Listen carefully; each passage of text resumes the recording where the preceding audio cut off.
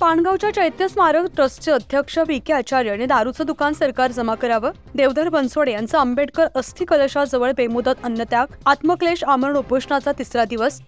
रेणापूर तालुक्यातील पानगाव येथे डॉक्टर बाबासाहेब आंबेडकर चैत्य स्मारक ट्रस्टचे अध्यक्ष VK आचार्य हे दारूचं दुकान चालवतात। त्यांनी दुकान सरकार जमा करावं व ट्रस्टचा जमा खर्चाचा ताळेबंद हिशोब सार्वजनिक करावा या मागणीसाठी दिनांक 5 जानेवारी 2024 पासून डॉक्टर बाबासाहेब आंबेडकर यांच्या अस्थि कलशाजवळ बेमुदत अन्नत्याग, आत्मक्लेश आमरण उपोषणास बसले आहेत।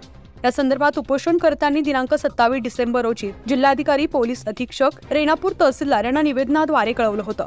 या चैत्य स्मारक ठिकाणी विविध राज्यातून लाखो आंबेडकरी अनुयायी येतात।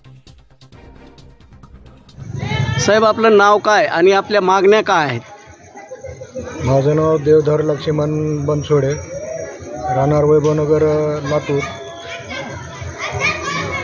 माझी मागणी एवढी आहे की पानगाव येथील जे अस्थि विहार आहे त्याचे अध्यक्ष यांच्या नावाचे पानगावामध्ये 2-3 दारूची दुकानं आहे। ही बाब मनाला खटकते आहे। एक आंबेडकरी अनुयायी म्हणून ही गोष्ट चांगली नाही आहे, चुकीची गोष्ट आहे। तर त्या अध्यक्षांनी एकतर विहाराचे अध्यक्षपद सोडावे किंवा दारूची दुकानं बंद करावेत आणि आजपर्यंत जेवढाही काही जमा खर्च ताळेबंद झालेला आहे विहाराच्या संदर्भात तो सार्वजनिक करावा। बरं, तुम्ही उपोषण तिकडं म्हणजे चैत्य स्मारकाच्या तिकडं न करता तुम्ही या अस्थिपशीच का करत आहात?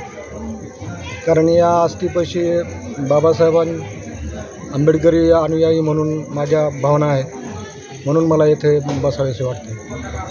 आपलं हे आंदोलन किती दिवस चालणार आहे आणि कुठल्या स्वरूपाचं आंदोलन आहे? हे आंदोलन माझ्या मागण्या मान्य होईपर्यंत चालूच राहील। ज्यावेळेस मागण्या मान्य होतील त्यावेळेस मग माझे आंदोलन बंद होईल।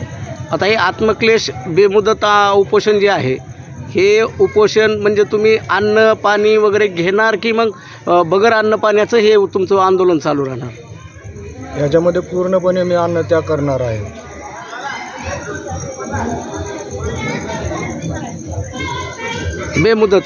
बेमुदत माझ्या पूर्ण मागण्या मान्य होईपर्यंत। आणि कदाचित या मागण्या नाही मान्य झाल्या तर पुढचे मला माहीत नाही, काय होईल ते होईल, मला माहीत नाही। याची जबाबदारी प्रशासनावर असेल। न्यूज 15 मराठीसाठी असलम शेख, लातूर।